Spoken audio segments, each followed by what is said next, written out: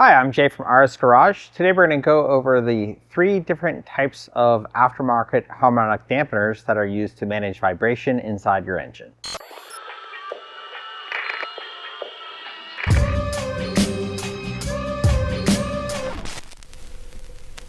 Now the problem that we're trying to solve is we're trying to manage the vibration that is a byproduct of the combustion process.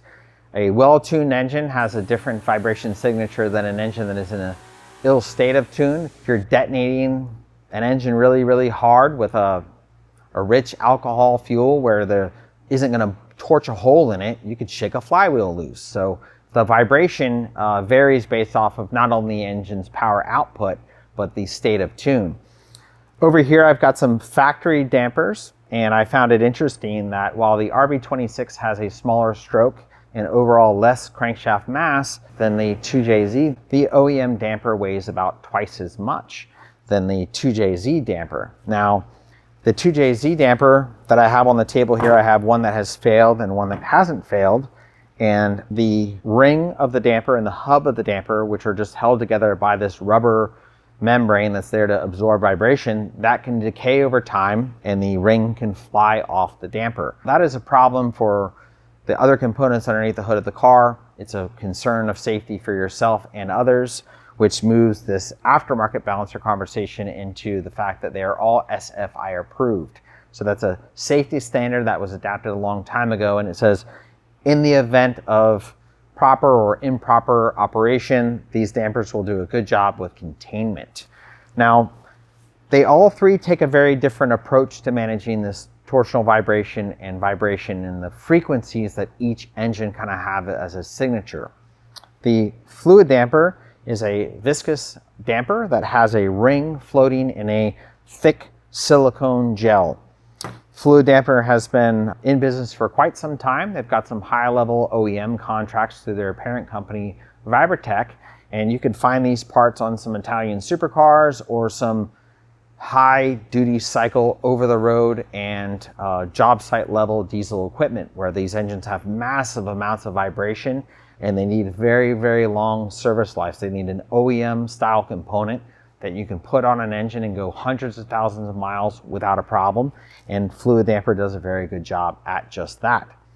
The Innovators West piece is going to use a wet clutch. So if you look at the cutaway, you have a clutch that has springs that are pushing those clutches up against that housing, and as that crankshaft is ratcheting under high levels of power, it's using that clutch to dampen the vibration. If you have a high horsepower blower car or a high horsepower turbo car that you've seen other racers break other dampers, where you've got guys that are welding dampers onto an engine, as terrifying as that may seem, that happens. And those guys switch to a part that has the power capacity of the Innovators West, and a lot of those problems just go away. This is a highly customizable part. So if you're looking for integrating a crank trigger reluctor into the damper, if you have a specialized application that you may need more power capacity in the damper, these are guys that can help you with that. They've been around for quite some time and they make a quality product. ATI is also a quality product. It's a 2nd gen, family owned, American manufactured. All of these parts are American manufactured companies, which is pretty exciting. But ATI 2nd gen, they use a set of durometer O-rings. So these O-rings may not be all the same durometer, nor would they use the same durometer over the different engine families that we use or the different engine families at different power levels. So it's a fairly tunable part.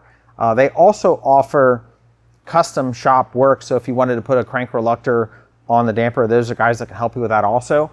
The ATI is not a sealed unit, and they do recommend that you send it back from service periodically. Now, a lot of us nowadays have these 1,000 horsepower engines that are 4-cylinder, 6-cylinder engines. They're making a lot of vibration.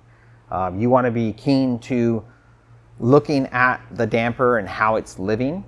You want to look at the nose of the crankshaft whenever you're servicing the engine, and any micro welding or chatter that's on the nose of the crankshaft, that is trying to speak to you that you have a problem that you may or may not be able to solve based off of the power level or the state of the tune of the engine. Same thing on the tail end of the crankshaft. If you're looking at a crankshaft that manages to shake flywheels loose, and you've seen guys weld flywheel bolts on and diamond claw washers and all these other tricks. Well, they're trying to solve a problem kind of after it's happened. You know, they're trying to put a Band-Aid on a wound, when the right balancer can kind of help you get ahead of that. And there may not be a right balancer for every single application, so it is something that you have to maybe tune as your program progresses. If you're in an engine that has a damper and then an oil pump and maybe some timing chains,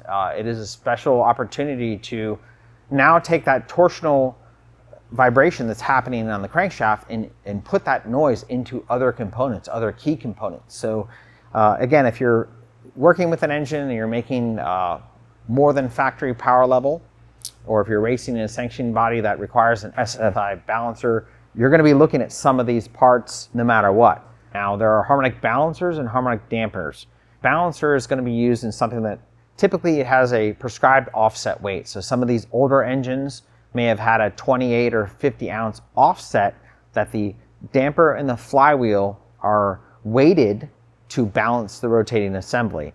As things progressed, more engines became zero balance or neutral balance, internally balanced engines where you don't need an offset weight, but you still need that damper to quiet the vibration that's happening inside of the engine. If you are a racer that has a problem with tire shake, it's a good idea to keep a very close eye on the damper. A lot of sport front-wheel drive cars will go out there, shake the tires, and the next run the balancer will come off. So if you have a problem with tire shake, as intense as it is for you inside the vehicle as a driver, you can only imagine what is happening on a crankshaft level.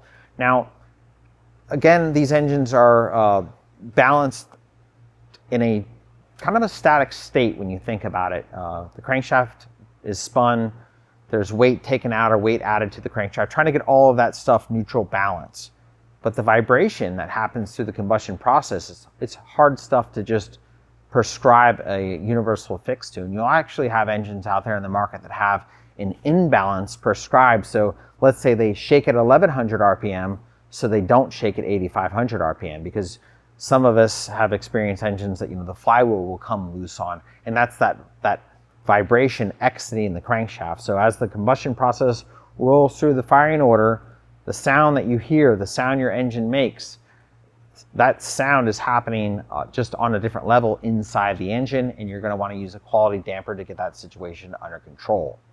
I hope you've enjoyed this information. Again, if you have an engine that's making more than a factory power level, if you have an aging engine that the balancer has a risk of ejecting parts off of it, it's time to look at an aftermarket damper. All three of these components are available through RS Garage, and we appreciate your support. Thanks, and have a good day.